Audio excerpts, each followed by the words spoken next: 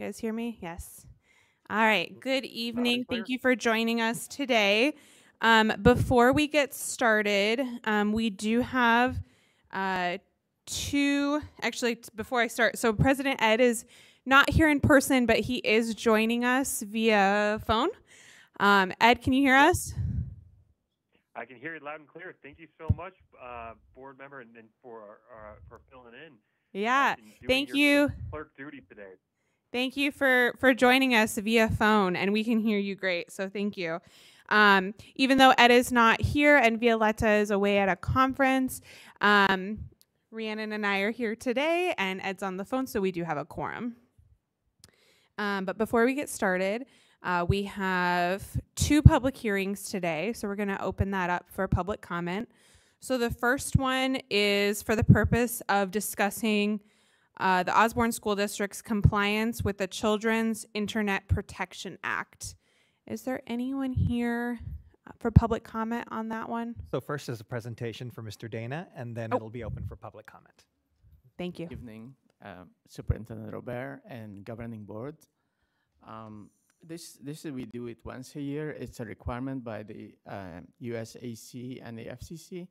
It's a public hearing to tell the parents and community that our network and internet protection for our kids is in place and in compliant with the state and federal rules. So we do have 2 web filters for our kids. We protect them daily and monitoring them 24/7 in schools and at home, so that the computer they have is protected, internet protected. So we do have social media blocked and chat blocked for kids in and out. So we do also monitor them. And our teacher monitor them also. They have tools to teacher individually monitor each one and protect them too. That's all I have to say. This is for the parents and community. If they have any questions, do please submit it or ask at their convenience. We are always here ready for them to answer. Thank you, Jamal. Thank Is you. there anyone here for public comment on that one? No? Thank you. Okay, our second public hearing is for the purpose of discussing the Osborne School District's revision of the fiscal year 2024 expenditure budget. And Colleen, are you coming up? Thank you. Thank you. It's actually the fiscal year 2025 expenditure budget. So this is a quick summary of the changes. The only modification being made at this time in the mid-year revision process is to our maintenance and operations budget. This mid-year revision is triggered by ADE once, because we adopt budgets before we know what our current year student counts are going to be like. And again, those are always kind of changing all the way through 100th day. We adopt based on our best kind of projection of what enrollment's going to look like. And then once ADE verifies and calculates what they determine Osborne's budget capacity to be based on the October student counts that have passed integrity in their system, they notify districts if there's a need to do a mid-year revision. And that need is triggered as if your district's budget, your maintenance and operations budget, exceeds more than 1% of what ADE has calculated your budget capacity to be. So we were notified last month that we would need to do a mid-year revision, and we were expecting that based on our adoption being set with anticipating high growth numbers. So you'll notice the majority of the revision there at the top is due to those kind of, while we have increased our enrollment compared to last year, we in no way are hitting yet that projected enrollment growth that we had built into the adopted budget. So we're revising in this mid-year to revise down based on current, accurate, current year student counts. And you can kind of see how that flows all the way through there. And then the number there at the bottom is actually then we build in our mid-year revision, we know what our final carry forward capacity is, or those fund balance reserves are based on actual expenditures once AFR is completed. So we completed the AFR and that was approved by the board in October, and so now we're able to add in that revision as well. And so that number goes up and down every year after AFR, depending on how that plays into what was projected at time of adoption as well. So overall, we're revising our M&O budget down by just over $350,000 compared to what was adopted, but it's still an increase compared to prior year. All right, is there any public comment? Seeing none. Thank you, Colleen. All right. Let's go ahead and get started. And thank you, Ed, again for joining us via phone. We're going to go ahead and get started with our regular meeting. So I'm going to call this meeting to order at 5:37 p.m. All right. And again, we do have a quorum because President Ed is joining us via phone. Okay. We are going to go ahead, and we have Solano here today with us. Thank you for being here. Are you guys excited? They are going to do the Pledge of Allegiance for us and a school presentation. And then, Rhiannon, we're going to have you do the land acknowledgement today. So if everybody could stand for the Pledge of Allegiance.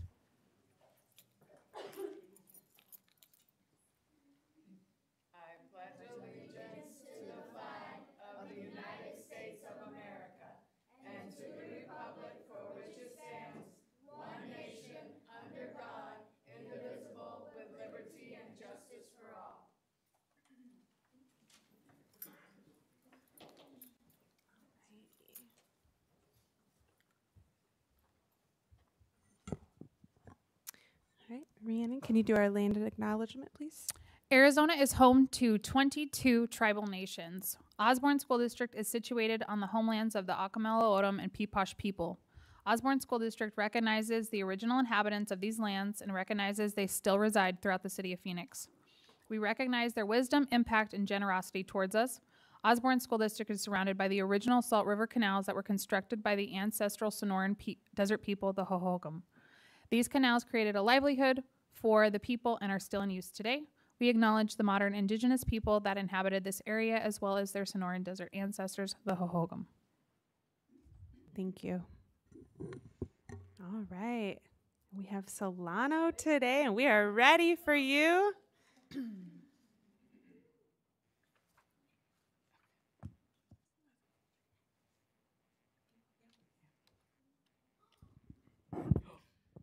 The stars of the program. So we're excited to be here today. Good evening, Governing Board, Superintendent Robert, and guests. We're here to present our program called Tiger Buddies. This really did stem from the brainchild of Miss Linton and I speaking about the need to be able to support some of our youngest tigers in our Strive program. We have a large number of kindergarten students, and we only have a couple kindergarten classes, and some of our kindergartners were just not quite ready in the Strive program to be going with a full class of 30 kids to specials. So we started brainstorming, like, how could we partner our tigers, our upper grade tigers with our tiger cubs to then help build an inclusive community. So we had a number of our littles coming today, cubs, that weren't able to make it, but we know there's a lot going on in the community with illness and stuff. And so I'm just gonna give a moment. This is our special area team. Both Mr. Bliss and Ms. Wright have come to us mid-year at Solano. And I just can't say enough about them embracing and really wanting to get involved and to support our kids in the Strive program and really create an inclusive environment. So I just want them to introduce themselves and just share one thing that they love about this program. Good evening, everybody. My name is Miss Linton, and I'm the mentor teacher for the Strive program. I would say this program is designed to help our kids to build relationships, with children that are not in our program. It is also helping them to build empathy, where, they share with each other. Today I was talking with one of our grade 6 students, and she said to me that she loved the program because it built a sense of trust, And when I heard that, I was like, wow. Because our children, our Strive children, if they don't trust you, then that's a big thing for them, you know? So trust is everything. So they're doing great in that program. So they are building relationships, you know, they're practicing empathy, and they're also building trust. Thank you. Thank you for having us. My name is Mr. Bliss. I'm the performing arts teacher, and I just want to say that seeing these wonderful hearts with the Strive kids and the compassion that has come has just been absolutely beautiful, and I can't wait to continue with this program. My name is Danielle Castelli-Wright, and I'm the physical education teacher at Solano. And I just have to say, seeing the joy in the faces not only of sixth graders who have the opportunity to lead, but also the Strive students who are coming out of their shells, becoming more verbal and vocal, communicating, seeing the relationships between the two, and then also a sense of trust, willing to take risks. And I mean, for example, today we were working on specifics of underhand throwing and tossing. You guys did a great job with the kids, and the kids had so much fun. So it is a wonderful way to end our day. It is our sixth class of the day, and it's just so much joy. So.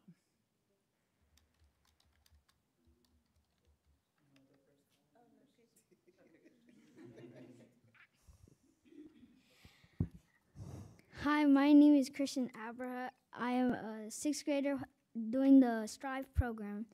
My tiger buddy name is David. I like being a tiger buddy because I get to help my tiger cub learn in music class.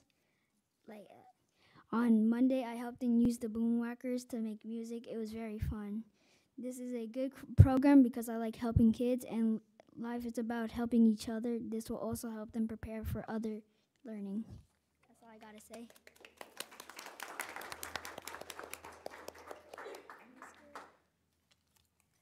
Hi, my name is Kylie Ali, and my tiger cub is Daniela.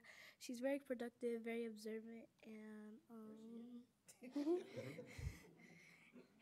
and I like helping her. She's very observant. Like whatever you do, she does. We're doing a project about animals, and we were just like coloring, acting it out, and she has a very good understanding with the meanings, the sounds, what color they are. Very observant.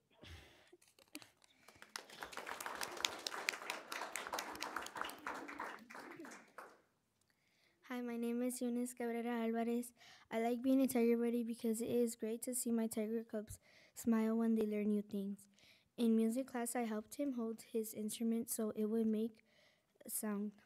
When he tried it and made the sound, he had a big smile on his face. So this program is important to them and us because it helps us build trust and see that we are all unique.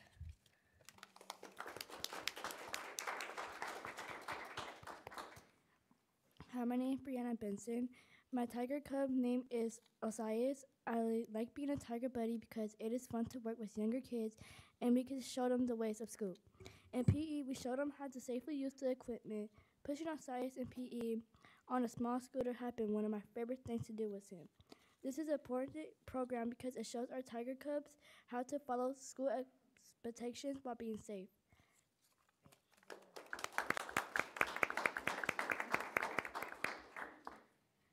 Hi, my name is Arizona Paludo. I like being a tiger buddy because I learn new ways to communicate with my tiger cubs. An example is when my cubs use sign language with me.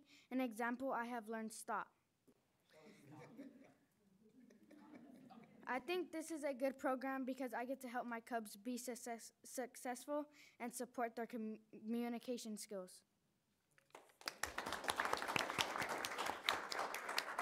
I just want to thank them all. They're amazing. We have about 15, right, of you kindergartners in the program and 15 sixth graders that are paired up. So keep on keeping on, and you guys are amazing. So thank you.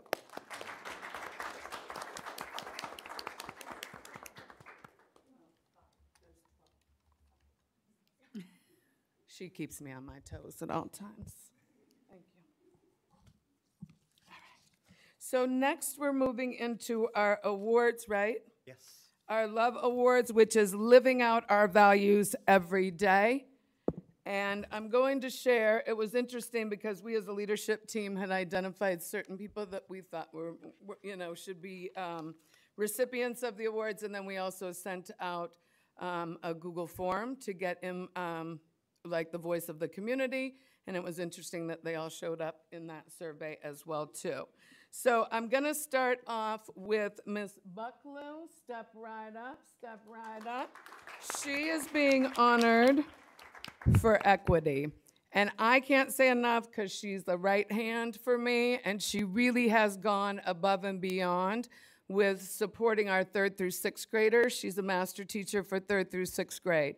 So everything that we built last year, everything that she's learned, she's totally put into action this year, and really looking at the needs of the kids, and then what are the strategies and the supports that need to be put in place for the teachers, for the kids to succeed.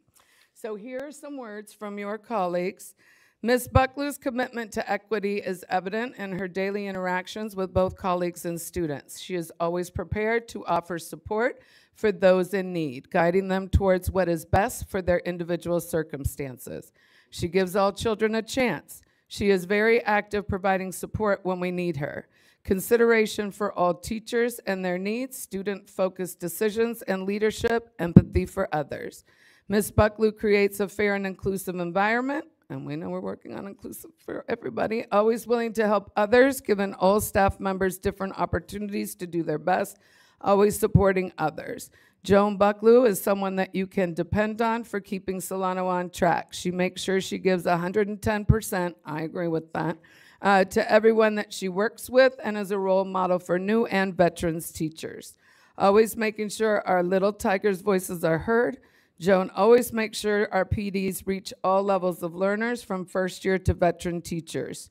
And finally, by providing tailored support and resources to teachers, Joan ensures that instructional strategies are accessible and responsive to a varying degree of experience and learning styles present within her team.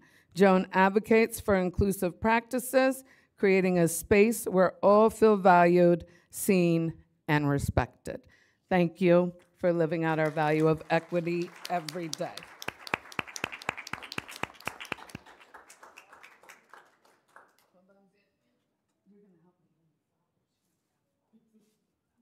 Is orange your color?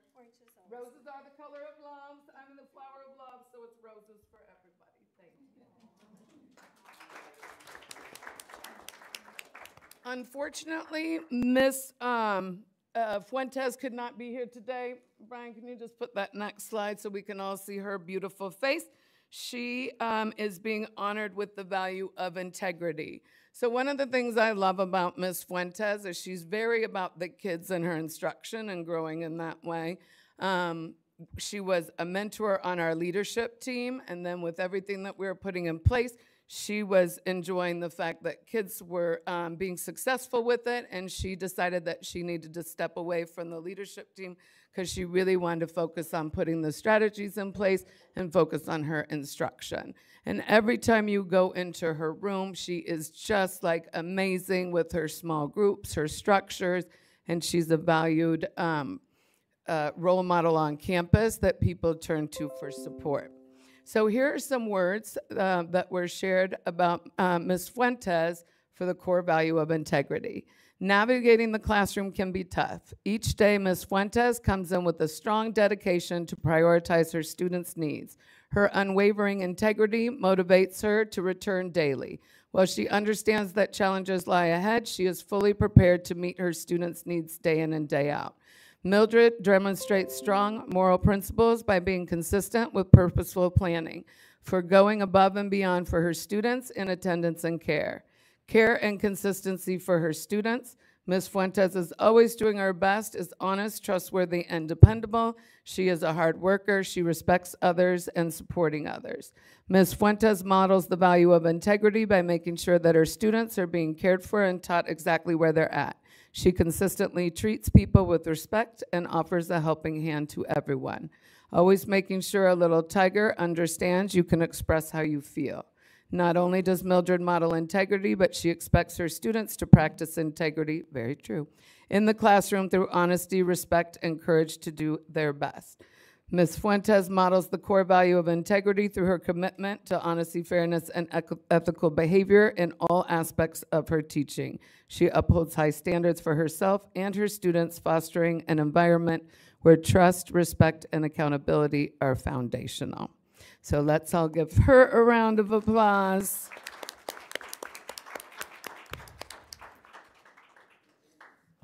And next for joy, we can never get enough joy in our life. Is Miss Houston here? Okay. I don't know what happened. But she's amazing. Miss Houston is our cafeteria manager. Oh, I might have forgotten to say that Miss Fuentes is our third grade teacher. Miss Houston is our cafeteria manager, and she just exudes joy in everything that she does. From the time you go in the morning, she's greeting kids. She's always asking them to try new things. When she makes something new, she's excited to share it with us. There's never a time that we have a late student that can't go in and get a meal, or she won't make special arrangements for them. Always with a smile, even when she told me she didn't have room for all of our turkeys in her freezer. So here are some of the words of her colleagues. Always smiling and happy, a smiling face and love for the students of our school, provides healthy food and care and love daily. Jennifer always has a smile on her face, very positive in everything she does, and always showing kindness every day. Jennifer Houston models the value of joy by welcoming every Solano student in the cafeteria with a smile. As a staff member, she meets me with a smile and positive attitude no matter what, especially when she shares delicious cafeteria treats with us. She's always serving our little tigers with a smile, and she walks through the cafeteria, and you can see the joy that Jennifer has in making people happy. Every day she makes sure that all of us have a smile on our face and a full belly. And the last comment, Jennifer Houston embodies the core value of joy through her positive attitude, enthusiasm, and the genuine care she brings to her work in the school kitchen. She approaches each day with a smile, creating an uplifting atmosphere that radiates throughout the school.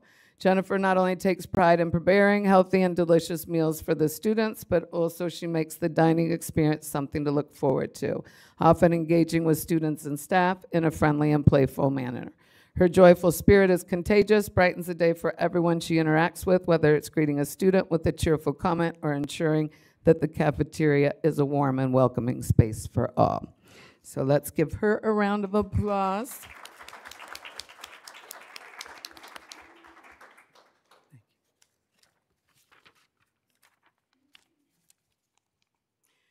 Next, step right up, Miss Nayeli. Heroes. I'm always practicing her last name because I always say it wrong. So Nayeli is our attendance clerk in the front office. And since she has transitioned to that position, I know it was really hard for Miss Linton to let her go, and she's still trying to steal her back. But this year, she transitioned to our front office, and she just exudes positivity. She welcomes our community in with open arms. She always has a smile to greet them. She's really good at aligning bulletin boards with me. When other people help, she's always the one that goes and straightens it just so for us. So she has very many talents. I could go on, but let me go to the comments of her colleagues. Nayeli possesses a wonderful compassion presence with the families that enter our door. She attentively listens to them, ensures they feel acknowledged, and offers her unwavering support. Very friendly, very approachable, very polite, and caring. She is respectful with all staff.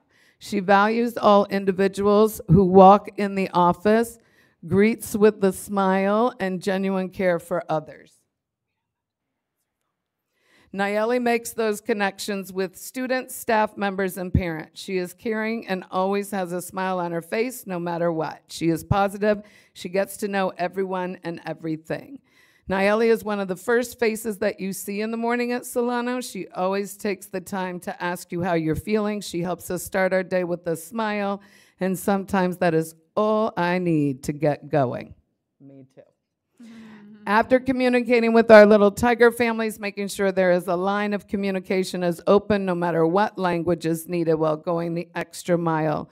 I just have to share this because it was darling this morning. We have a student that's come from Honduras and is transitioning, so school is scary with her, and she really struggles with getting to class. So she struggled this morning, and struggled in the front office, and I was in a parent meeting, and all of a sudden the little girl just flies in the room, is in the corner screaming. I'm continuing with the meeting, and Nayeli just comes in and talks to the child and like calms her down and is able to take her by the hand and help her be successful. Maybe it wasn't that smooth, but it was pretty, you know. But that's right.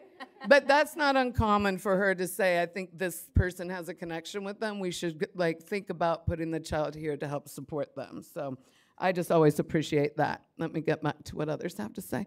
Always communicating with our little tiger families, making sure there is a line of communication is open no matter what language is needed. I just shared that. Nayeli making walking to the office pleasurable, always with a smile. And Nayeli exemplifies the core value of relationships through her warm, approachable demeanor and her ability to connect with all members of the school community. As a vital part of the front office team, Nayeli interacts daily with students, parents, teachers, and staff, always making an effort to create positive, supportive connections. She listens attentively to concerns, offers assistance with kindness, and assures that everyone feels valued and respected. She fosters a welcoming environment where parents and visitors feel comfortable, and she works to ensure that communication between home and school remains open and effective. Thank you for modeling our core value of relationships every day.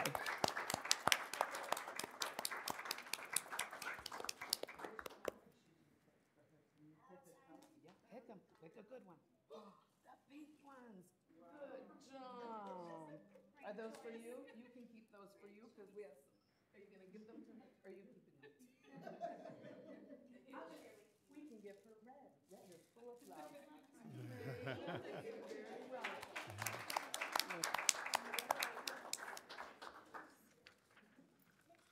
And our final core valley, step right up, Ms. Shillito.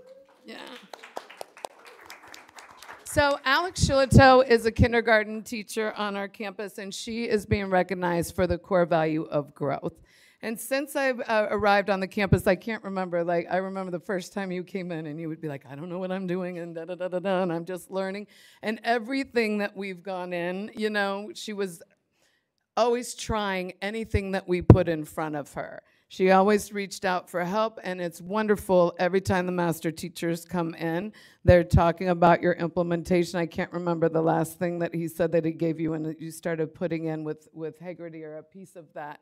So we have seen the growth, even with the reduction of EAs in the room. Ms. Shillito is soaring, and she's also very resourceful when we've had students that are struggling. We have a strong kindergarten team that bands together and looks at what is in the best interest of the children, not just what is in the best interest of the adults. So thank you for that. But let me get on to your colleagues. And I didn't mean anything like disrespectful. Okay. Anywho, back to you. Ms. Shillito demonstrates growth in her classroom every single day, whether she applies the professional development strategies. I didn't write this one. She has learned or incorporates small adjustments discussed during one-on-one conversations. She consistently seeks new techniques to support her students' growth as well. A willingness and openness to learn and have collaborative conversations, joy and love for her students and their growth as well. Growth is modeled by Alex by her consistently collaborating to help expand the mind of her young kinders. She is a good group partner during PLCs and staff meetings and always brings great ideas to the table. Always making a little tiger keep learning more. That person had a theme. Alex has matured so much these last few years in her teaching, and she works hard to incorporate new things into her classroom. She is not afraid to jump in and give it a try. Alex Shillito models the core value of growth through her dedication to nurturing both her students and her own development. As a kindergarten teacher, she fosters a growth mindset by creating a classroom environment where mistakes are seen as valuable learning experiences. Alex encourages her young students to embrace challenges with curiosity and resilience, celebrating small victories along the way and helping them build confidence in their abilities.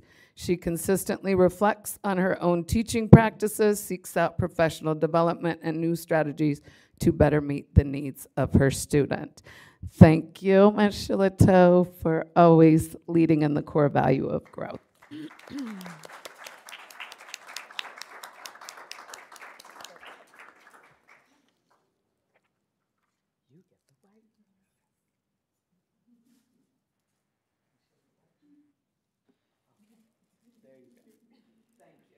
And that concludes our presentation for today. One final round of applause.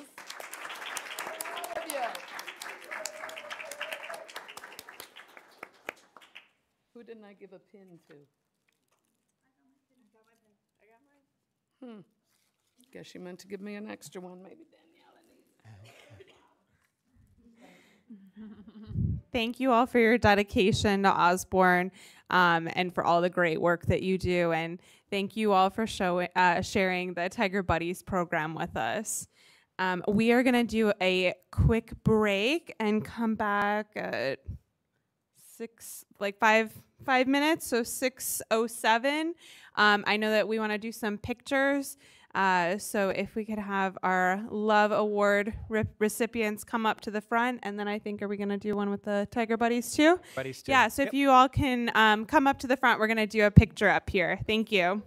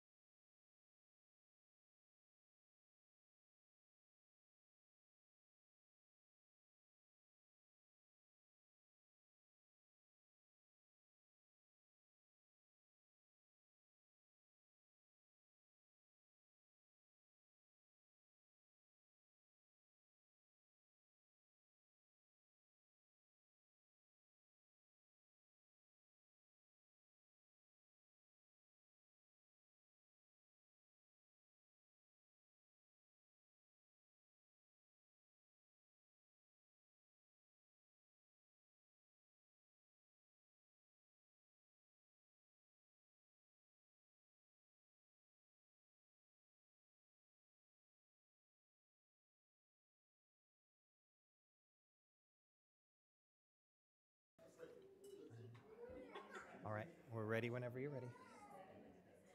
All right, we're gonna go ahead and get started. Thank you guys for your patience with the delay. We just wanted to make sure we got Ed back on, so we'll get started again. All right. All right, so thank you. We're going to have Dr. Robert share with us some updates and announcements. Yeah, no further announcements. We're ready to move on to the consent agenda. All right, sounds good. So we're going to go ahead and move on to our consent agenda. Is there any discussion from any of the board members? Do I have a motion to approve? I move to approve. So moved. Second. All right, all in favor, say aye. Aye. Aye. Any opposed? Okay. All right. And then do we have any call to the public? No. Okay. Sorry. A little distracted. All right, we're going to have our board presentation on transportation. Yes, we're going to call Sam Garcia. While Sam's coming up here and while Brendan's setting up his presentation, for a couple meetings, board members have been had some questions about transportation, and rather than just address individual questions, this was a great opportunity. We'd like to give all of our directors an opportunity to present different aspects of their department. So Sam Garcia, our Director of Maintenance and Transportation, is here to give us a pretty thorough presentation. You know, we're going to be covering mapping routes and boundaries, all types of things. So Sam, I'm going to turn it on over to you. Good evening, Governing Board members and Superintendent Dr. Robert. I'm happy to be here tonight to present to you our bus routing determination for our school year. Obviously, I was supposed to be presenting with our transportation supervisor. She definitely had a lot more in-depth information for us, but she got sick and couldn't make it for today's board meeting.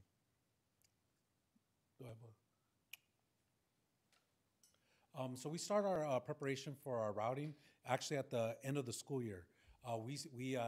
After we've gone through the whole the school year, we grab all that information and we kind of put it to the side. We identify students that are returning, and then we start right there at that point, start building our routes.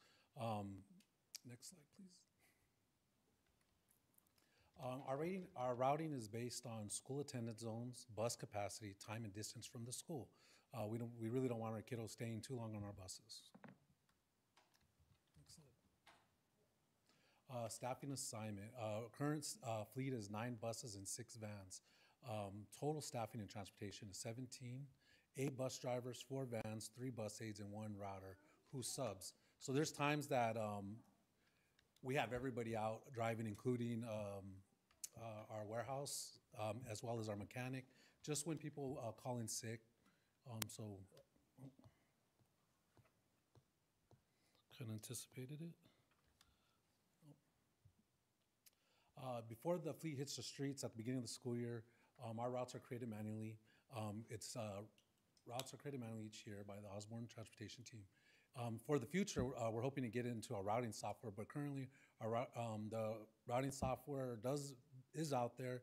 However, our ridership cannot, our capacity is not so great to go out and purchase a subscription. So we're just kind of be aware of our budget. So we do it manually. So we do work looking at all the maps and kind of seeing where all the students are coming from and identifying which stop applies to their school.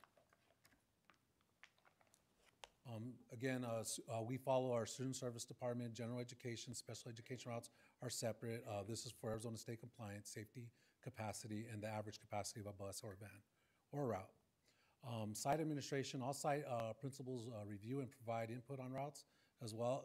In this way, they are aware of routes and changes.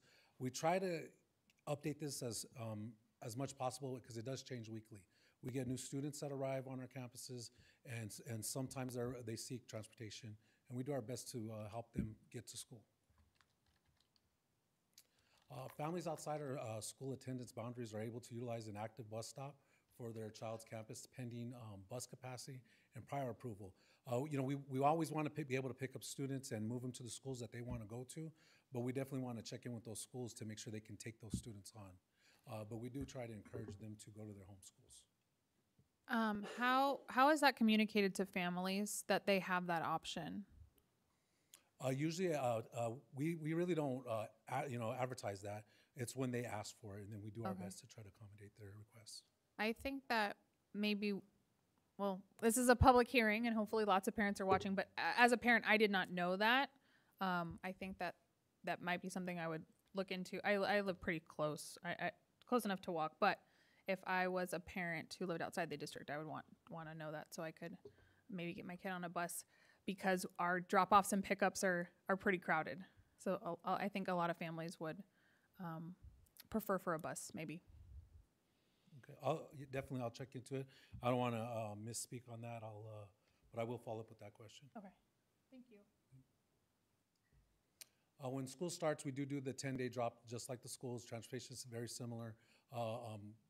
Sites with enrollment implements a 10-day drop process after the first 2 weeks of school.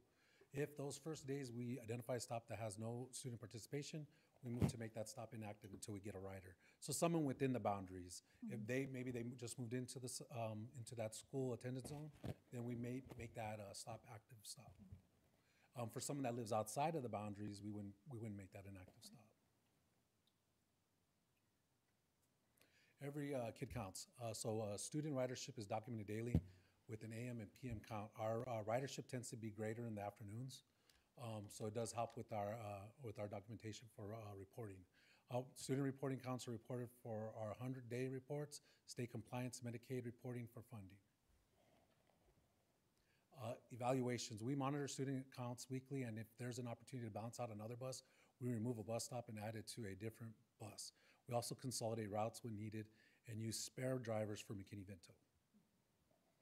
So we're just trying to be as efficient as possible when it comes to bringing our kids to school. OMS bus routes are a little different. They kind of cover the whole district. So the OMS bus routes cover all 4 corners of Osborne School District. The boundaries they're staggered start, so we are able to cover all OMS routes due to staggered start times with the other campuses. And then we post our routes on our webpage, on the school webpage, and where parents can go and view and see if that route fits their, is it closer to their house, and is that a quicker route to school for that student? And we try to update these. So, any questions? I'm just wondering, and this may be something you have to go back to. You had mentioned using spare drivers for McKinney-Vento. Do you know what our numbers are for that, and what's the furthest distance that we're busing? I don't know offhand how many kids we are. Sorry. Okay, thank you. But Sam, in terms of distance, I know in some years past we've provided transportation like out to Mesa. Mm-hmm. We've provided transportation out to Avondale. Do you know where our farthest kids our McKinney-Vento routes are? How far out we're going this year? I do not know offhand. I don't, but I know that there's they're only allowed to be on the bus for so long. I think it's 2 hours. So I think, or I could be wrong on that, but they have a limited rider being able to be on the bus between the morning. So I think it's 2 hours, 1 hour in the morning, 1 hour in the afternoon. So that's as far as we can travel, meeting that student can travel before they're handed off to their parent or guardian. Okay. And then do we have, I know you had mentioned that we use spare drivers for that. Do we have to go outside of that and use contract? Currently, we do use contracted for McKinney-Vento. Okay. As our student population increases, that'll allow us to add extra drivers, van drivers, or a bus driver, or create a bus route for that fact. Okay. Thank you. I know that we have quite a few students at Encanto who live outside of the Encanto boundaries. Would it be possible or feasible to add additional bus routes to bus students in who may live outside of the Encanto boundary as an option for parents? It could be, but I definitely want to go back to the campus to ensure that they can take the capacity of students if we do open up enrollment like that. But currently we allow, if there's like a one-off, they are definitely, will identify a route near to their house, and they can have drop their kid off there, and we pick them up, their student. Okay, thank you. Yeah, Hey, I don't know if can you guys hear me, Sam? Loud and clear. Okay, yeah, I just wanted to kind of echo that what I believe I heard Rhiannon ask, and that's one of the top questions that I get from parents, especially ones that live pretty darn close by to Encanto, but not in a bus area. Like I'm thinking around Sixth Drive or Sixth Avenue and Indian School. That's like close, at least as the crow flies, to Encanto, but there's no bus service there.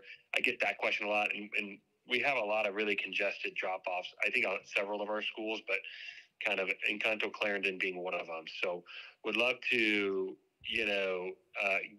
try to decongest all those drop-off areas, especially where we have high concentrations of students, and can give it more of an opportunity for kids to ride the bus.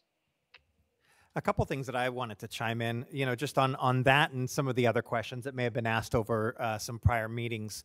One is just in terms of questions that you, as board members, may have been asked by members of the community about providing, is there a way that we could have a route, a bus pick up our kids that are going, I'm closer to this school than over at that school, and a lot of that comes down to if you're doing it for one person, then it's something that you're making available for everyone, not just for one family. So when Sam was talking about, spending time in the summer thinking about, creating those routes, the first thing that that they're looking at when creating those routes are district boundaries. So if there's ever going to be any boundary changes, because that's where you would say, okay, we're going to provide, you wouldn't just say we're going to provide a bus for these families that live in what would be another school's zone to come over to this other school, unless you're providing that to everyone there. It would basically be a creation of new boundaries. And so if you're creating new boundaries, one of the things that you need to think about is the distribution of students within the district. So it may be that there's a lot of students wanting to come to this one school, but we wouldn't ever want to reroute our district boundaries to pull more kids to this one school and pull away from a school that has a smaller population. In fact, you'd almost be doing the opposite. You'd be coming into the zone of that school that has more kids to try and get more kids to go and balance out the schools. And the requests that we've been getting or been hearing about have been the opposite. It's been wanting to possibly provide transportation to one of our more heavily populated schools. So that's like counterintuitive to, the process of not Sam's. Sam doesn't get involved in that process. That's, at a different level that's thinking about district boundaries. Sam takes those boundaries and then creates routes from within that.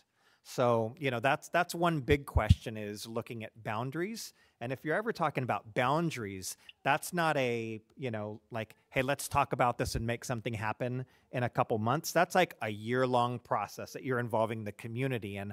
Are we redistributing the students within our district from one school to another school? And there would have to be a strong rationale other than just a lot of people want to come to this school. It's got to be, the utilization of your resources. And if overloading your resources in one area would not be my recommendation, the administration's recommendation for, changing our boundaries. So that's one piece of it. The other question that I think you were getting at a little bit, Ed, was about providing routes for students. There may be a concentration of students that live outside of our boundaries. Let's say we know there's a good number of folks that live slightly north of us or northwest of us, and they're all coming down to a particular school. Like, hey, can we provide a route there? Maybe, but then you have to start thinking, okay, if we're going to start running our buses into other districts' territory, what are they going to do to us? Are they going to start running routes through Osborne District? I look at every single yellow bus when I drive around our district to see if it says Osborne School District or Phoenix Union High School District. If it's got another district's name, my first thought is, I hope it's a McKinney-Vento situation. Otherwise, somebody's coming in to our district and bringing our kids, taking our kids over to their district. So you got to be careful what you participate in. Like, are we really willing to engage in that level? Maybe some larger districts are. We're trying to become a larger district, but it's also a very dangerous game to play. So, that's just a word of caution. We've had these conversations for a long time. This is, I'm almost 20 years here in the district, and it's one of those things we've talked about constantly, but we've never done it because, once again, it's good for the goose. It's and on that, Dr. Rivera, I think maybe it is a decent idea to have a conversation and community conversation about those. I don't know what to cover. It's not called district lines, but kind of those lines that you were talking about, and on our map. I just had a conversation the other day with the developers over at a new large complex, hopefully coming in, breaking ground fairly soon, overall off like Clarendon or maybe Indianola and like 2nd Street. And, I was talking to them and say, look, you're going to have a great school a mile down the road, Longview. It's going to be wonderful. You're going to have all these kids for Longview. And then I actually had to look it up, and I realized, oh, shoot, that's actually zoned for Encanto, which is a little bit farther away from them. And so, which is fine. I mean, of course, we have wonderful schools, but I don't know if it makes more sense, like you said, from a resources perspective to, have that new folks from that area, which is very much has grown in the last 5, to 10 years, to have those folks go to Longview, which is closer by, whereas now they're zoned for Encanto. So just something to think about. Absolutely. And, every single permit that comes through makes its way to my desk, saying that there's going to be an apartment building coming, at this neighborhood. The expectation it's going to have so many multifamily units within it. And every single one I signed saying, yes, we have capacity. And them being built, number one, is sometimes a 2, 3, 5 year, before ground breaks.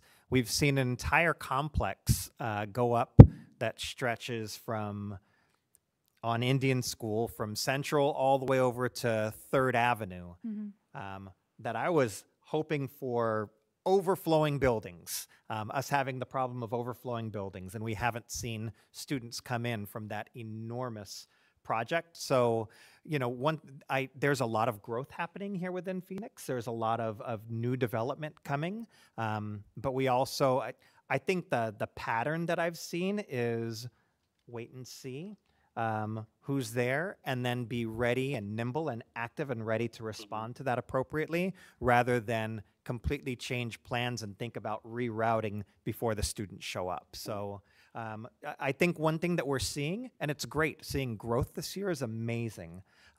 Whenever you go through these types of changes, there's always going to be that year of discomfort of, oh, wow, we've really grown. But if we maintain that growth, then we'll have more staffing that'll come in the very next year, and we're ready for it. But you almost have to go through the growing pain. And so I welcome the growing pains of overflowing schools, so that we have something to respond to. We've got a nice uptick this year. It's good to see a positive number when we get into administrative reports and you take a look at the enrollment report. It's nice seeing a plus number going from 23-24 school year to 24-25. Sam and his team are ready to respond, as the students come in, but these are really great conversations to have, Ed. Agreed. Any other questions? I think then perhaps this is a different topic, but I look at transportation through the lens of how can we alleviate drop-off and pickup. I drop off my son every morning, and it is the least fun part of my day. It's stressful, crowded. We have parents who are making illegal turns, cutting in between, the bike lane. It creates a very dangerous situation for other cars, for families that are walking. And so when I'm dropping off, I'm like, wow, I wish, my kid had a bus route in my neighborhood, and we're too close, and we walk. I prefer to walk rather than drive onto campus. And so perhaps maybe drop off and pick up procedures and how we communicate that to families might be a different topic to discuss. Because I do worry for safety with cars and our students. Yeah, and just to that point, and I know we've had with the bond, there was some work done on that flow at Solano. I don't know, I think one of the biggest concerns I hear about is because of the bike lanes, which are also great, but because of that and the way that is, that people have seen those illegal turns or parents dropping their kids off across the street or anything. A variety of different things are happening that are not the best for kids. Are we do we? And I don't want to get off topic, but it kind of relates in some ways, to transportation, because maybe that's a way that a solution, or maybe flow or another. I don't know. Yeah, and leveraging bond dollars for as we look at flow of traffic and things like that has been something that we've done in the past. Of course, something that we can look into the future and thinking about how things work. We have a whole 11th Avenue that's being used as a drop off for Clarendon. That's something that went in through our 2017 bond. A couple years later, we saw that opening. Bike lane is fantastic for bike riders, but it also, we can't deny the fact that when it went in, it presented a whole new traffic situation to Osborne Road. And so all that traffic now on 11th Avenue is very restricted in terms of not having two lanes that they can turn into going, so good things, all the eyes of thinking towards the future aren't necessarily, we don't, I guess, things coming from the city, from the district, from, any other apartment, complexes that are going in don't necessarily all align. And so, shortly after having using bond dollars for some solutions, there have been some changes in traffic flow. So, constantly reevaluating. If you say the word bike lane 3 times, I do appear usually. So I got to chime in here real quickly. That was a joke, by the way. But I would love to see us do whatever we can do in and around our schools to make it more walkable, to try to incentivize, or at least just make it more comfortable for families to walk. And I'll be the first one to tell you that a lot of our sidewalks and streets are not comfortable for a family to walk on. And I'd love to see us explore using our adjacent ways funding to fix some of the things, sidewalks, some of the serious traffic issues that we have. I'm thinking about 11th Avenue in Clarendon and some other areas that really just are not walkable, very walkable right now. And that's a lot of the feedback I'm getting from the community. So that's a kind of a big picture deal. And I'm getting far afield a little bit from transportation, but it all weaves together because we can get more families safe, happy, walking and biking to school. That saves the school district money on transportation, makes everybody healthier, and is just enjoyable. No, and it's all these things do relate to one another, Ed. So it's not necessarily going off in a direction, and it's really important for educating the community too, as well. When you bring up adjacent ways, like what is that? What does that mean? Yes, there are things you can do, but that's also a levy to the community as well. After having levied for bonds and potentially future bonds, how far does that? Once you start a project, you can't just, I only want to do these 100 feet. How far out does that extend? So there's a lot that goes into it that, it's important that, we take some time, perhaps a work study that we look at, at that type of thing for, it's education for our community, it's education for us here in this room, for understanding how all those things work so that we can be looking at addressing, these issues that come. Allowing Sam to hear these conversations and think about not only the routing that he's doing with his fleet now, but potential issues he may be running into. So, any other questions? Any other questions? No? Thank you, Sam, so much for your time and for your presentation and answering all our questions. Thank you. Thanks, Sam. and Debbie felt.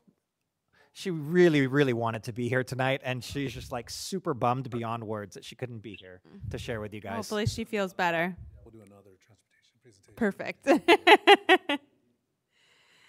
All right, next we have administrative reports. Thank you all again for taking the time to put those together. They're always so informative. I know for the school sites, I love seeing the pictures and the descriptions of the events you have going on, and it's really great. And I know that that's a blip in what you all do each month, but it is really, really valuable to us. Were there any questions, comments? I just wanted to make a comment from the teaching and learning department. They said there are 953 students participating in after-school programs, and I love that. That was great news. The after-school programs, I know, from my perspective as a parent, are super well thought out. The kids love them. And so I think they're a really important part of our programming. So thank you to anybody who participates in an after-school program. My son's in the Clever Club, and he loves it. So thank you for everybody for making those after-school programs happen. And board members, every month you approve the personnel report. And part of what makes a personnel report so long are those addendum contracts. All of those extra duty contracts that's all the amazing people here within our district that work in those. A lot of it is for 21st century. All right. Great. All right, next we move into our action item. So our first action item is the approval of first reading of ASBA policy revisions. Dr. Robert? Yes. So first reading ASBA policies. It'll come back next month. These are all statute driven. This policy review came through ASBA to you guys, as you recognized, 90 days after the legislature ends is when laws come into action. There's nothing really new here. A lot of times some of the ones about medications or about health-related issues are brought in, just so, for transparency for everyone. That one JLCD is related to administration of medicines. There's really nothing new about administration of medicines in there. It's really more about the seizure management training that's now written into the policy. So yes, we request your approval of the the first reading of these statute-driven policies. Okay, is there any discussion? All right, No, I move to approve. I'll second. All in favor? Aye. Aye. Aye. Any opposed? All right, hearing none, the motion passes. All right, action item B, we will discuss and consider voting on a bylaw change proposal from the Arizona School Boards Association. And we do have to have 2/3, so 2 of us out of the 3 would have to vote for that to be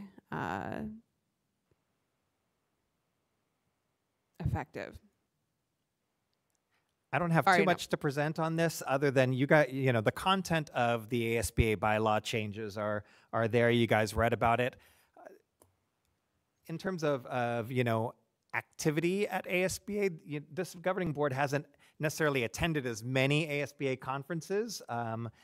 as we have in the past. So, I'm not sure how much you've been keeping up with, all the activities with ASBA. I think a lot of these bylaw changes are resultant of things that have been going on with ASBA over the past year, in terms of classes of membership, in terms of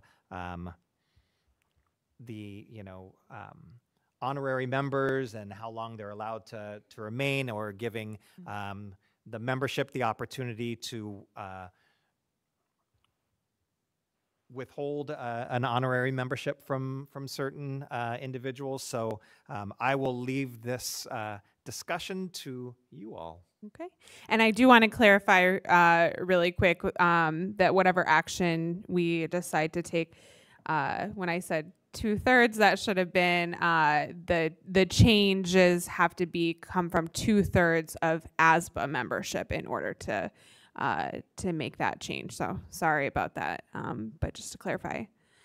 I will say, for the most part, I think the changes make sense. There was, let me find it in here.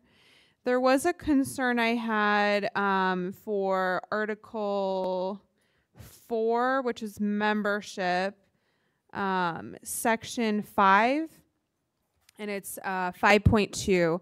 And it says any member, district, or organization may be removed by a 2/3 vote of the board of directors for actions of the member, district / organization contrary to ASBA's bylaws or conduct deemed detrimental to the association after an appropriate hearing and due process. And I guess I need some more clarification on what that means. I get a little concerned with that because we don't know necessarily what the makeup of the board would be, not our board, but ASBA's board of directors. And what does that look like? What kinds of things could you be removed for? In what case, and why was this decided as an addition to the bylaws? So I guess I just have some more questions and definitely some concerns. Yeah. Leanne, I agree with you on that one specifically. I mean, especially because we're talking about public school boards, and, of course I'm not worried about Osborne, doing anything or anything like that, but I just fundamentally have a concern about a kind of a small group of people, an ASBA board of directors being able to remove a whole public school board in a public school district, as a member. And so it doesn't make sense to me, just given kind of how ASBA is made up. It makes me nervous, frankly. I don't see the need for that change specifically. So, I mean, I'd be comfortable today just, tabling this as we kind of try to seek some more clarification or approve it without that change. In doing so, would that then be Osborne's abstention from ASBA's? Because I'm sure that this is something that's going to be discussed at the December regular meeting of ASBA, and if there's going to be this policy change at their conference, and this is our last board meeting before that conference. So if there's a vote that's that would be going, and we don't have a vote, then that would be us as an abstention. I have no problem with it. I think that there's just been so much in terms of certain districts choosing to engage in conversations with other organizations in terms of policy services. That this is, suspension or expulsion from ASBA has traditionally been failure to pay your dues. Right. And this is, it seems to be a penalty for involvement or involvement in other activities that are not listed, right? And I think that may be some of the activity that they're looking at because they're losing membership.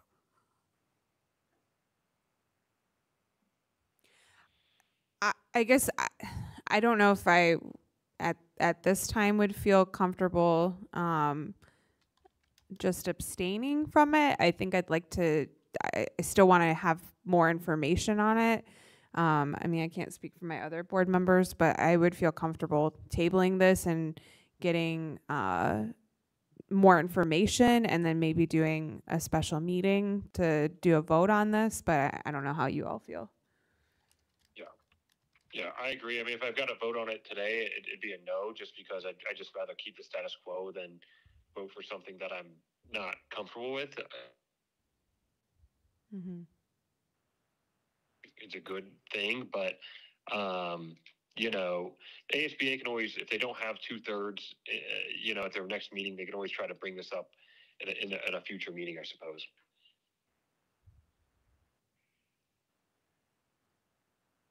So if we're going to if you're not going to take any action on it, which is fine, if you want to table this, that is perfectly okay. Would you like to direct me to get any type of information for you that would make you comfortable in doing a thumbs up or thumbs down vote on this? And you don't have to tell me that right now.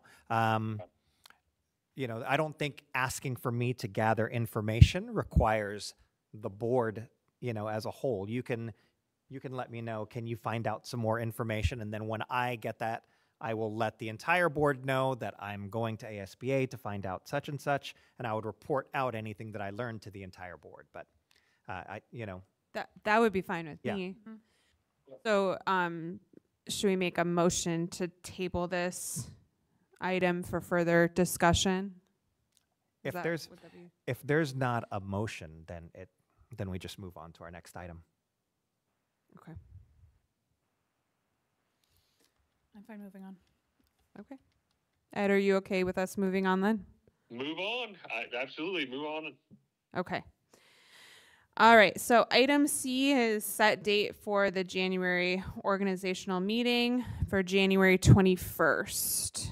Yep, this is just procedural. We've got the calendar set for this school year.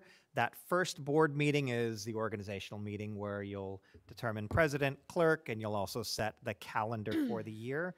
This normally used to have to be done before January 15th every year, and so we would come back that first week and have our organizational meeting. Now we don't have to have it done in such a rush. We've got the month of January for getting it done, so I'm just proposing that we have our organizational meeting when we would normally have our first regularly scheduled meeting, which is the third Tuesday of January. But I'm asking you to formally, you know, this is just to make a motion and approve setting this meeting, because we're just set through December. What are we thinking? Sorry, I moved my phone. And no one could hear you. Can you repeat that, Ed, so everybody can hear you? What time on? I didn't see it on the agenda. What time on January 21st are we thinking? Is it Regular meeting, so 5:30. Is that work for? I don't know if Eric Thompson's in the room, but I'm getting a thumbs up from the gallery. for 6. That works for me. I'll move to approve. I'll second. All in favor? Aye. Aye. Aye. Sorry. Any opposed? The motion passes. All right. Next action item D, recommendation of RFQ 2025.01, award for construction manager at risk. Hi, Colleen. Hi, good evening. So I just kind of wanted to highlight a couple. I know there was a pretty comprehensive evaluation summary in there in the packet, but just kind of highlight the key points. So this is the request for qualifications for the award for construction manager at risk, specifically to the Montecito project, which is funded through our community supported bond. Requests for qualifications were issued on October 17th. We sent that notice additionally. It was advertised in the paper, but it was also additionally sent to 86 vendors from our prospective bidders list. There was a non-mandatory pre-submittal conference held at Montecito School on October 24th. And there were 10 contractors represented. We had approximately 30 attendees at that pre-submittal conference. The statement of qualifications were due on November 7th, and we received a total of 9 submittals. The selection committee consisted of 6 evaluators, 4 district staff members, and as well as an architect representative from SPS Plus Architects and a licensed general contractor from Skyline Builders. Those 2 additional members of our selection committee are required per state statute. The committee met on November 8th to evaluate and rank, and our 3 highest ranked firms were then invited to do presentations to the board, or to the committee on November 13th. And so on that same day that presentations were held with the 3 highest ranked firms, then the committee discussed after and came up with our recommendation. It is the unanimous recommendation of the selection committee to award the project to Chase Building Team, based on successful negotiations with Chase. Any discussion? No.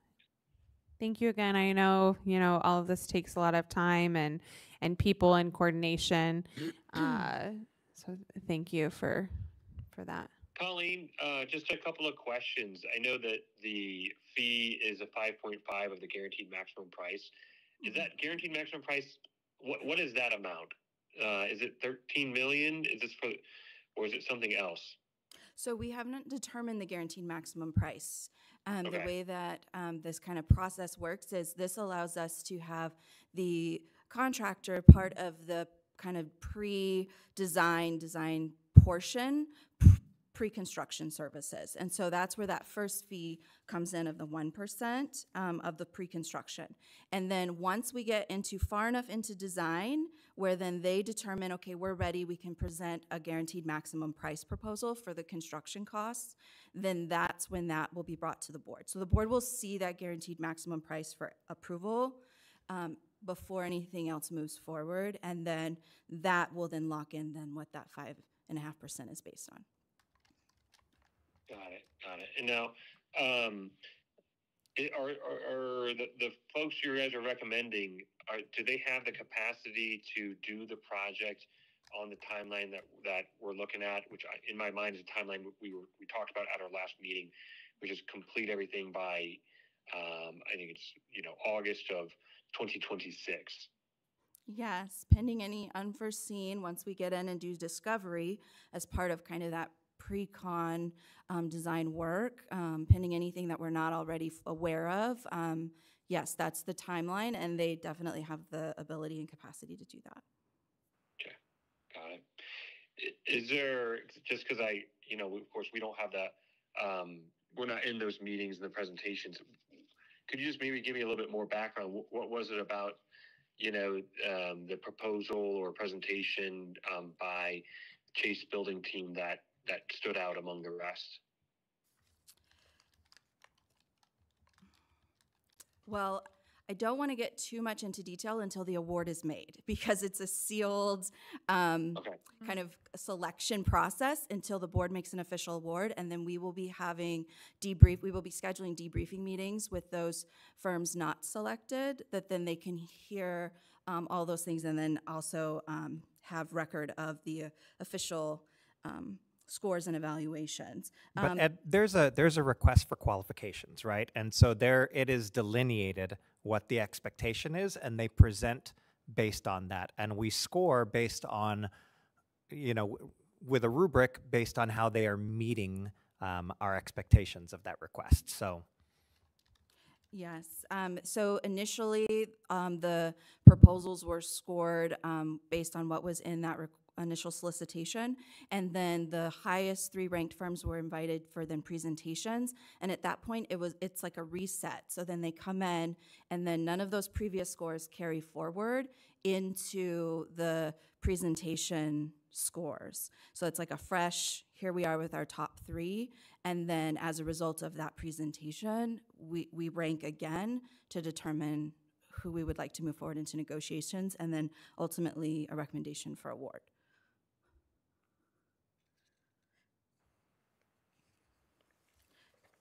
A lot of those factors, Ed, maybe to help give you a little bit more context, some of those factors get into their approach to the project, get into the qualification, stability of the firms, in the initial review of their written proposals.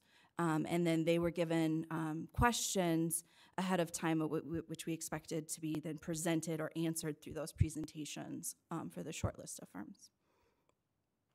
And all of the information was posted on the district's website as well, and it's still there. So can also access it from the business services page of open solicitations to kind of review what was in that initial solicitation and evaluation criteria.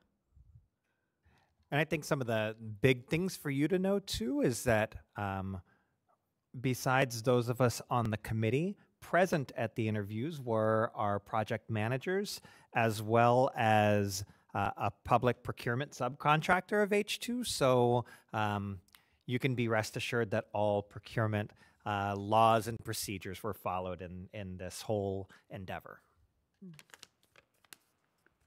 Got it. Okay.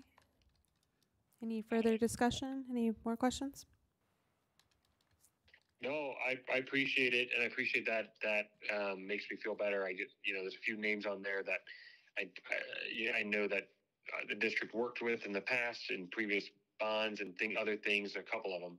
So I'm not familiar with this one that's being recommended, but I understand and appreciate the recommendation, and appreciate all the due diligence that went into it. All right, do I have a motion? I'll move to approve. Second. All right, all in favor, say aye. Aye. Aye. Any opposed? The motion passes. All right. And for our final action item, E, approval of the fiscal year 2025 expenditure budget revision. If there's no additional questions from the board, then the recommendation is to approve the revision as presented. Okay, any questions? All right, do I have a motion? I'll move to approve. Second. All in favor, say aye. Aye. Aye. Any opposed? All right, the motion passes. Thank you. Pauline.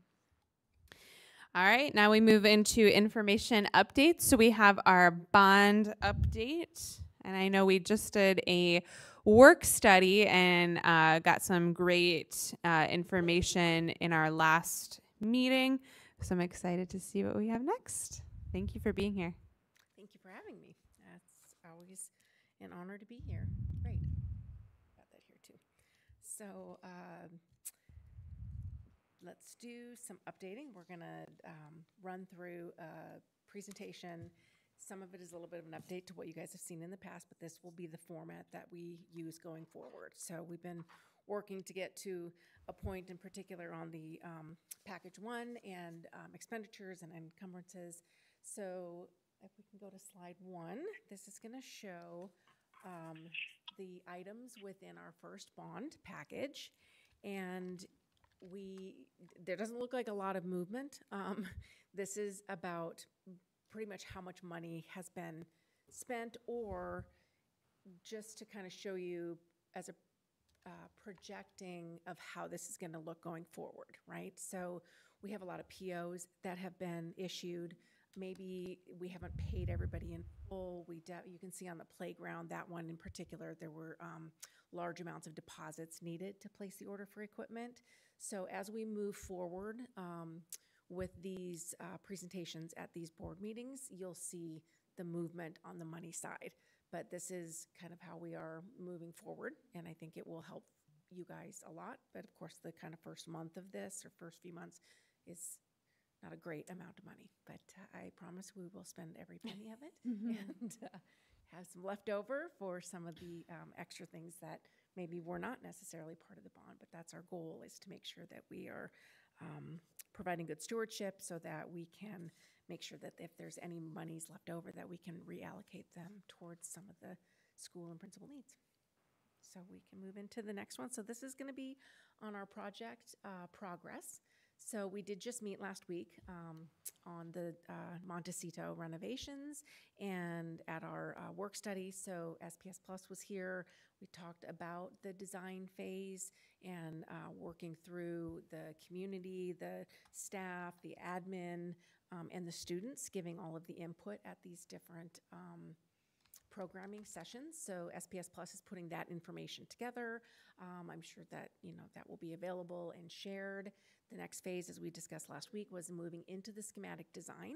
And now that we have the CMAR on board, the CMAR and getting that GMP together is very much a hand-in-hand effort between the schematic and the conceptual designs and making sure that they're where they need to be on the GMP, and then some design decisions may actually be made based on input from the CMAR. So those kind of items work together. You guys already were, Colleen went before me, so that was great. You guys know who was selected, and we'll get a little bit more into that probably at the next governing board meeting.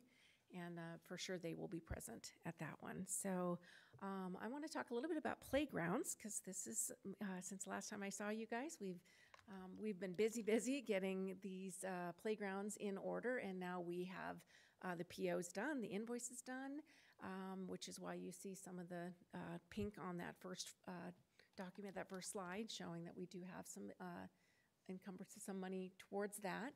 So all of the playgrounds between Solano. So Teresa is getting 3 pieces of equipment for her Strive playground.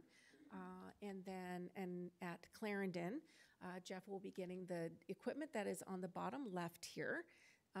His survey, oh, maybe it's the top right. I'm sorry, top left. Yes, sorry. His survey from his students, they wanted slides, right? So that will be the piece that will go out there. And then Encanto is just a very, very large, that's going to be a large, yeah, you can see the renderings on that. And so all of those have been established, approved, and sent out. I wanted to let you know that the company that was selected, they did that 100% match on the grant for equipment. I've been asking them for a schedule. It has to go through engineering, and now I just got that today. So they're looking at January 6th for delivery to the district for those 3 campuses. And the two campuses, Solano and Clarendon, will be a little bit less intense, but Encanto it'll take a while to get that equipment installed. They plan on fencing it off. We're going to work through safety so that we can keep that being installed even during while school is in session. So we do that all the time, and we'll work through those each of the steps along the way. They have also offered to put up a large banner along the side of Osborne so that the community, as they drive by, can see what's coming. I've also requested for both the campuses and the district office to receive 16 by 20 mounted foam core of the renderings, so that people, as I heard here one time when I was here, a parent come in and they had some questions about it, and I thought, let me just see if I can get some of these renderings up. So maybe that can answer some of those questions, and it'll just build the excitement for everybody. How long is installation going to take? Each campus is going to be a little bit different, and while I have the start date for the schedule, in particular on Encanto, I don't quite know that full. There's a lot of factors. Sam, it needs to get to his irrigation team. They're going to start, when they do the excavation, they're going to let his team come in and put in lines to the trees. Because the water is going to be gone from the sprinkler system there. So a lot of things, that need to be worked out, but I will share all of those updates as soon as I get them. And yeah, it's very exciting. Everybody's really excited about it. So, and then also we've got shade structures. That is the next thing that was across the board at each campus. Principal input was probably one of the top 2, was needing shade. So we are working through those shade structure proposals. I've asked for some renderings, so we have those. So the next step is to show the principals kind of what is the proposed, and then that will be the next item up. Sorry, Brandon, making me drive all over the place. So then we also are working on technology improvements. And so we've worked with, we have our weekly meetings, working with Jamal.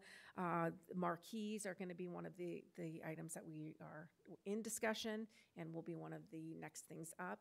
I'll meet with the principals and kind of talk about locations of that. There's also AV, that's going to be the flat panel displays in the lobbies of the campuses. So we're working through, Jamal has a long list of items to put together. There'll be demos from different companies, and so that is all in the works as of now. We continue to work on the SFD coordination for some BRG funding on some of these projects. We have, Sam creates a parent, right, and that puts in what the request is. And the SFD liaison, we have a very good liaison with our SFD, and she will work through those and say, hey, this is missing, can you add this? And then it goes in, and sometimes it takes a while to get the monies in place, as we know, but definitely staying on top of that. And so we have future requests right now for the BRG funding is the roofing. We have completed, I'm going to jump down just to the roofing assessments here. We've completed those reports. The assessments are completed. We've reviewed them. Sam and Dawn Brubaker have also reviewed them. We met yesterday with the roofing assessment company to kind of get some clarifications before we start submitting them into SFD's portal. There are some recommendations that they made that maybe we wanted to make sure, hey, are you sure this is how you want to deal with this? Maybe. So we're working through some of those. Don is pretty seasoned in his working through those items with SFD. So if there's anything that he can be doing to collaborate and, let SFD know, hey, this is maybe why. So we were going to use some of his design services on that. And then let me go back to the Solano on the student circulation. We have put together a master plan. I think we realized that there's a lot of things. Teresa has a lot of areas that are safety and security and, change of student circulation, the way that the students need to move on that campus. So rather than just taking care of one thing at a time, we all met yesterday to kind of talk through all of them and put together a master plan so that if we do this here, it's not going to need to get changed in 3 years because we just fixed a specific situation here. So that's underway. SPS Plus, is going to be working out those plans, and then from there we'll have to bring the state fire marshal in. So because it will involve some egress and making sure that students can safely get out in case of needing for that. So Dawn is also working on life cycle analysis. Those were some things that have been done in the past, and we haven't been able to get those reports, and it's pretty important that we have those. So we are working through getting those. We did meet today. We did a walk, Dawn and Sam and an electrical engineer walked the campuses, and I today on the electrical equipment, putting together some assessments on that, and maintenance, making sure, well, Sam does all the maintenance part of it, but there are some items that the electrical engineer thinks that he might be able to maybe get some reports. But we'll report a little bit more on that with Sam, once we work through that. But we're going to meet again next week on that. So just so you know, there is movement on all of these things every day, every week. We're working towards all of these projects for you guys. Mechanical equipment, that'll be the next thing. We're going to meet with our mechanical engineer in the similar way we did today with the electrical engineer. Another item is going to be the plumbing systems. So it's important for us to camera those sanitary sewer lines and determine that we know one campus has an issue at the kitchen. And so, we're all just kind of waiting, but you want to do a whole project. That's the better way to spend the dollars, is to get that done. So that's also underway, getting those reports in the same way we did with the roofing. So we'll get those assessments done, and then we'll kind of work through getting some bids and getting all that taken care of. Awesome. Sorry, there was a lot to report today. Does anybody have any questions? No questions. Thank you so much. You're very welcome. Yeah, thank you so much again. And I mean, I'm really excited, especially about the playgrounds coming up. I know I keep we keep making eyes about the Encanto playground. So I I'm really excited for those to get started and break ground, and of course have them completed and have kids ready to play on them. Obviously, there's a lot of other things that go into this too that are maybe not as fun, like the roofing stuff, but also very important. And I'm very appreciative of all the time and all the pieces that have to go into place for this. Through all of it, yeah. It'll be exciting to get those signs up too. I think the community will like. Yes. And this is a stay tuned. Maybe I shouldn't say it, but I'm so excited about it, I can't hold back. But Brendan and Colleen had a meeting and have been really working on, thinking about just how you mentioned, Elizabeth, about the signs, really excited for those signs. How are we going to communicate with our community what's happening with these bond dollars? And when they launch the web page that Brendan's developed, it's so cool. It is just great visual representation of progress, school by, you're going to give them a preview? Oh, excellent. Okay, here we go. Yay. So, Brendan, do you actually want to come and take my seat and talk through this so that they can hear like kind of some things you put into the design? Or do we have a mic that we can give him so that he can scroll through and kind of show us things? Okay, Jamal will scroll and Brendan can come on up. On the spot, Brendan.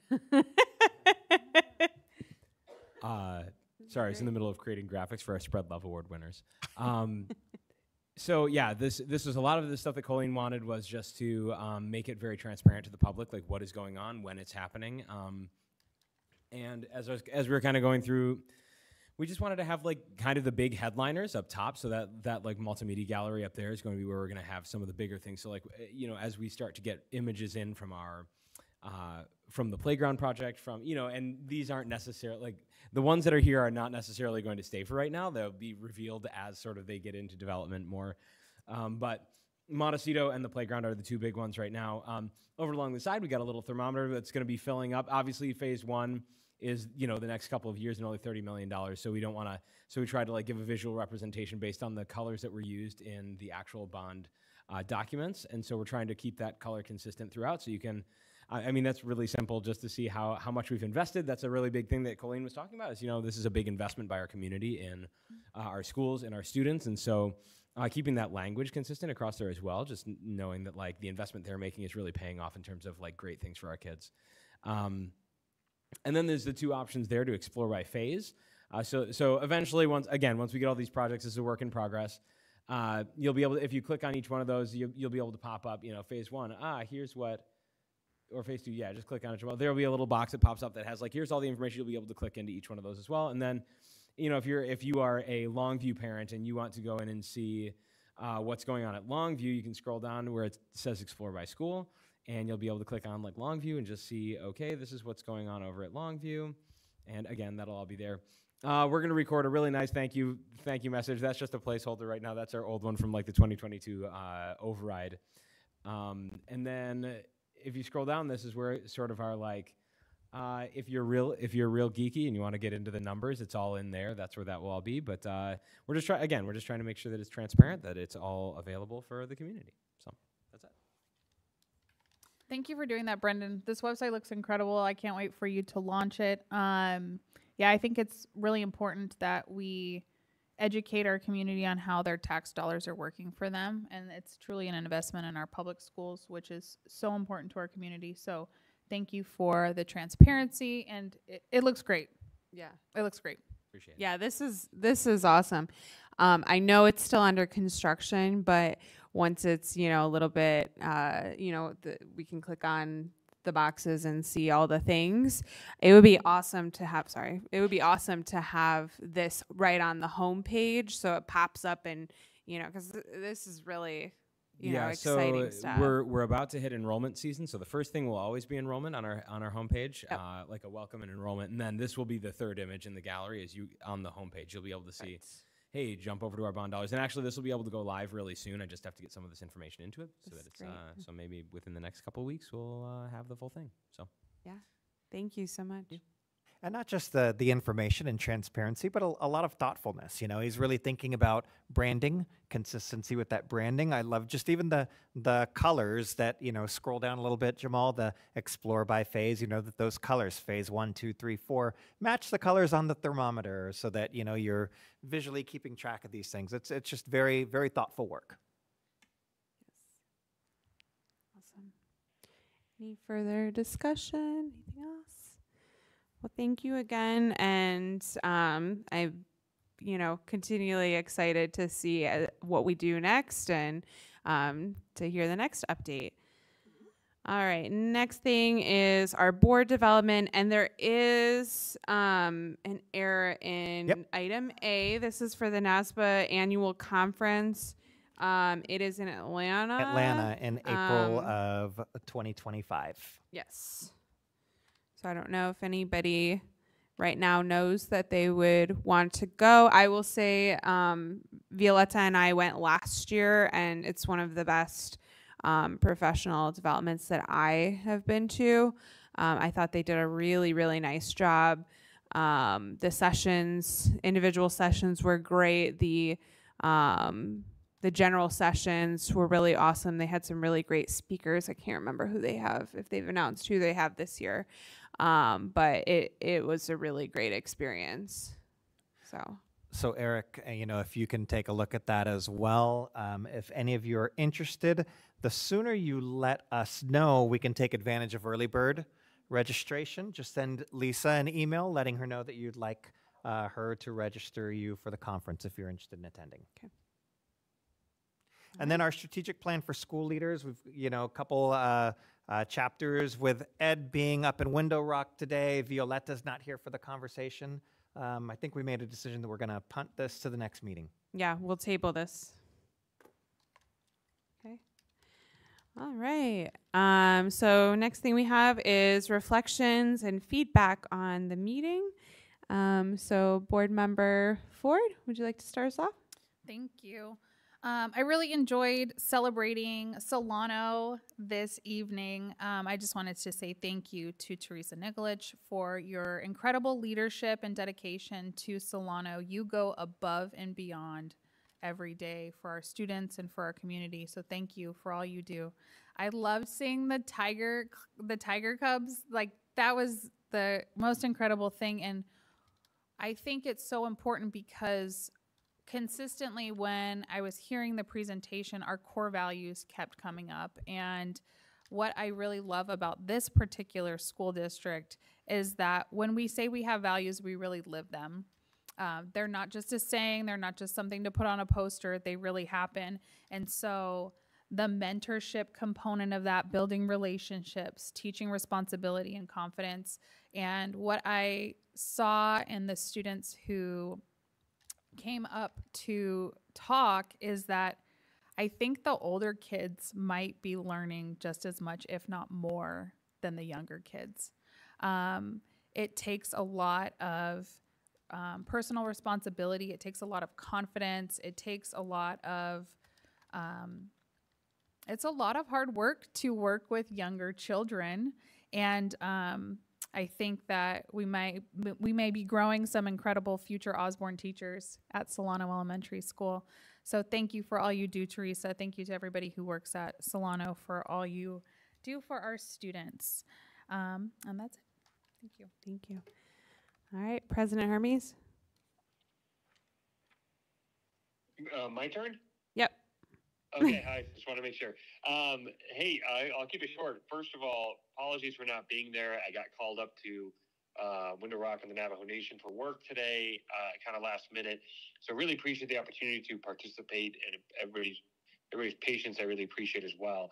And really appreciate Brendan, not just for the really cool website and work that he's doing there, but also for putting us up on YouTube so I can actually watch the proceedings and see all the kids and the wonderful presentations, as well as participate via phone as well. I just think that's a wonderful thing for the community, and I'm just reminded of it having to be away here today.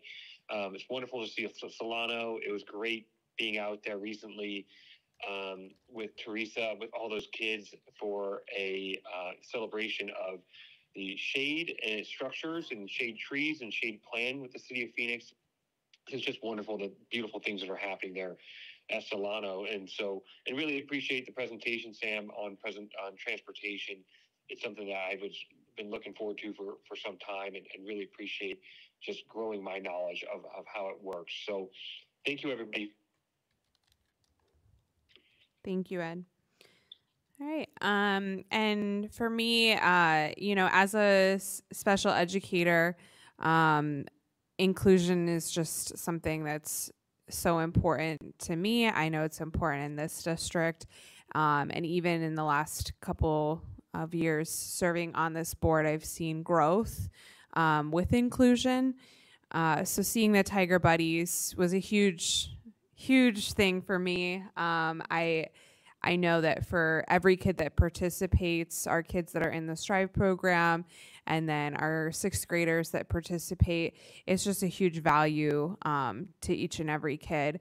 I know from my own experience as a student in elementary school, my school was public Montessori, and then also was what they called a trainable center, but it was like our self-contained special ed programs. And it's the reason I became a special ed teacher. It's the reason that, education and inclusion are so important to me. And so I think having those experiences early on is so valuable. So I'd love to, see how we can expand on that even more. But it was really a treat to have them here today. I also, again, am very excited about what we're able to do with our bond dollars. It's a great privilege that we have in this district to have a community that supports us and overwhelmingly voted to issue these funds to us. And not all of our districts around us have that opportunity. I just think of the things that we're able to do, and it's hard to imagine that we would be able to provide these kinds of opportunities for our kids without those bond dollars and our overrides that we've passed, and with just the community support that we have. So thank you, and please, I know we just passed elections, but for future elections, please vote yes for your bonds and overrides and help support your schools. All right, I'll be pretty quick about this. Whenever we have presentations here, it's always a wonderful opportunity to showcase. Teresa does an amazing job with showcasing leadership. She really focused on a couple things, her staff leadership, and who her staff chose for the Share Love Awards was wonderful. But her ability to take kids and give them the opportunity to shine and demonstrate those life skills.